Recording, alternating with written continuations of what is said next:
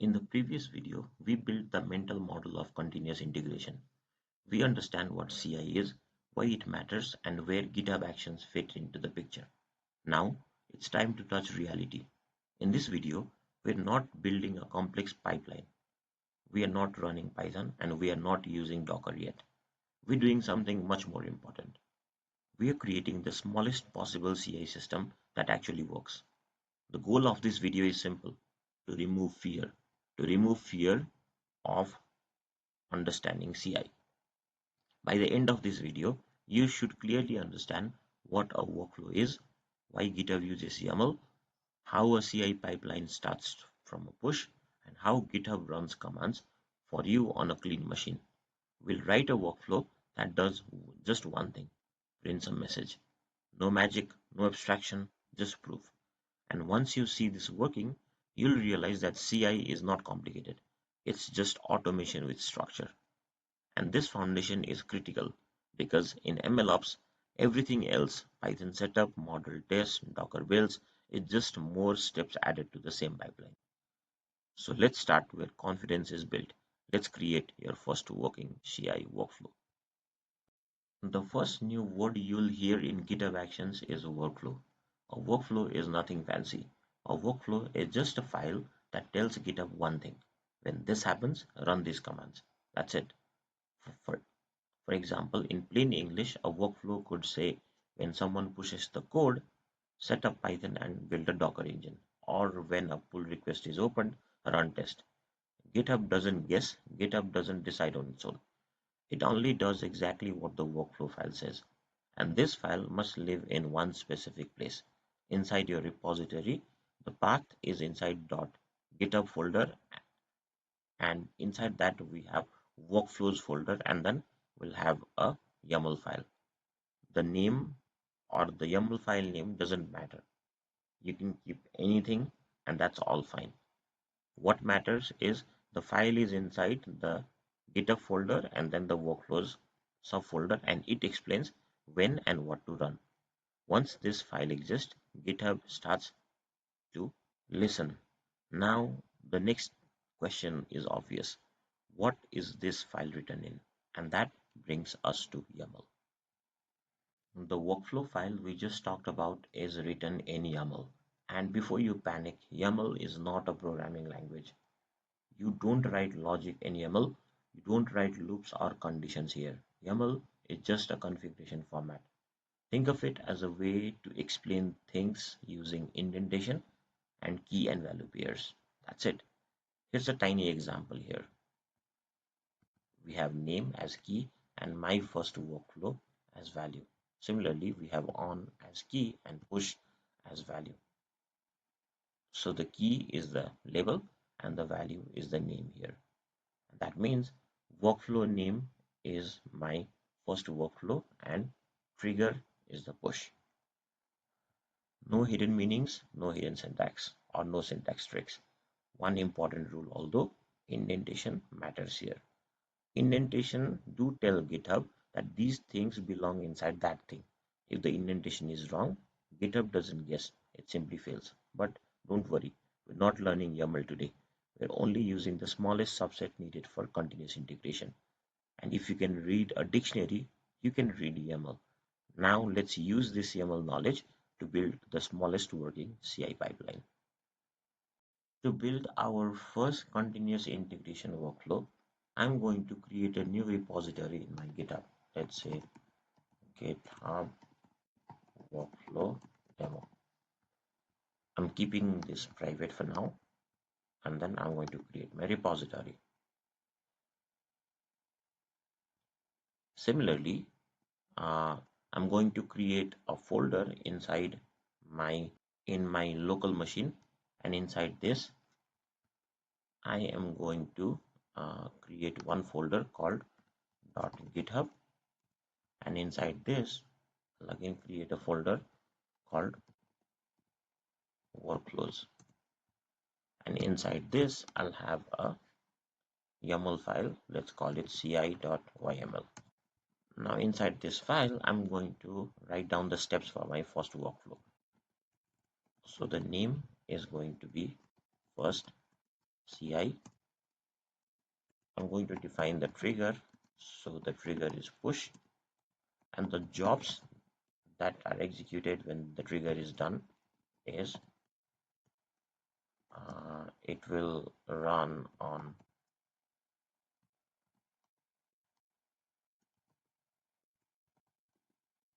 Ubuntu latest. The steps here are: the name is print message,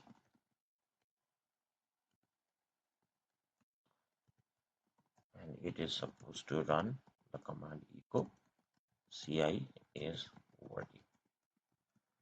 Okay, that's it. That is it for our simple ML workflow. So what this file does, the file actually mentions the name of the workflow, and then it's a trigger. Basically the trigger is on push. Then it create a job called test.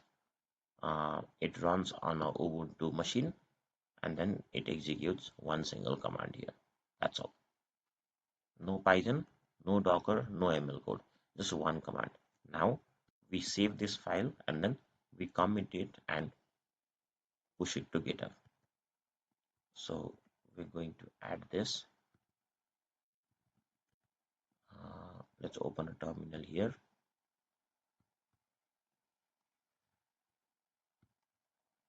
So git init will add our file. We'll write a commit message. So let's say first ci flow, then we'll push the code. Git push is in first. Now that the code is pushed, you can see the code in the repository itself. Now we'll talk about what happens after you push this file to command. You push the code and then nothing seems to happen here. No terminal output, no logs on your machine, but behind the scenes, GitHub is very busy. First, GitHub identifies a push event. It then looks inside your repository for a folder called GitHub. And inside that, it searches for a folder called workflows. Then inside it, it finds this ci.yml file. It then reads the content of the file on push and says, okay, I need to run this workflow. GitHub then creates a brand new virtual machine. The machine is Linux, Ubuntu, and completely clean. It is not on your laptop. It has no memory of past runs. Nothing is cached. And on this fresh machine, GitHub executes the step one by one. In our case, there's only one step. Echo CI is working. GitHub prints that message to the logs, and once the job finishes, GitHub destroys the machine. Nothing persists. Now to see everything that I said right now, you need to go and click the Action tab. You should see a workflow run named First CI workflow. And if you open this and you click the job, and basically if you expand the steps, we can see that it is installing Ubuntu 24.04.03 in the virtual machine that it created, and then if we go to the next step, then we see that the message is printed, and after completing the job, it cleans up uh, the VM as well as everything else that it created, and basically our workflow is passed and done. So it proves that CI is working, GitHub Actions is working, and your mental model is correct. Now let's talk about why this tiny example matters so much in MLOps. So at this point, it might feel like we did something trivial. We pushed a code, GitHub printed a message, and that's it. But this small example is far more important than it looks. Because what you just built is not a toy. You built a repeatable, automated execution environment. Every time this workflow runs, GitHub gives you a fresh machine, the same operating system, and same starting conditions. This is exactly what we want in MLOps. In machine learning project, most failures don't happen because the model is bad. They happen because dependencies changed, environments drifted, and code behaved differently on different machines. CI eliminates that uncertainty. Today, the step is a simple echo command printing CI is working. Tomorrow, that same step can become installing Python, running unit tests, checking data schemas, validating model output, or building Docker images. But the concept does not change. Only the steps changes. And this is the most important realization. CI does not get more complicated. It only gets longer. And that is why we're going slow. If you rush into Docker builds and ML pipelines without understanding the foundation, everything will feel fragile. But if this part is clear, scaling now becomes boring, but in a good way.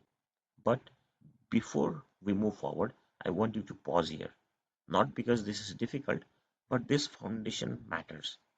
Your task for this video is only this: create the GitHub workflow file and exactly the content we just discussed. Commit it, push it to GitHub, and then stop.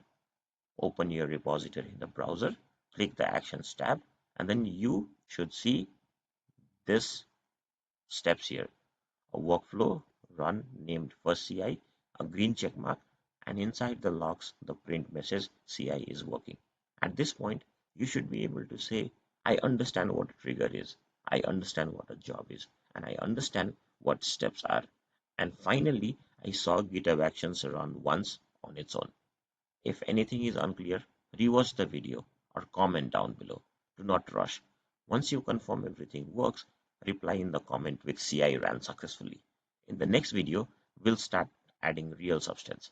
We'll add Python, install requirement, and slowly move towards Docker and MLOps workflows. No shortcut, no confusion. This is how real systems are built. If this video helped you, like the video, subscribe, and I'll see you in the next one. Remember, this foundation is going to pay off.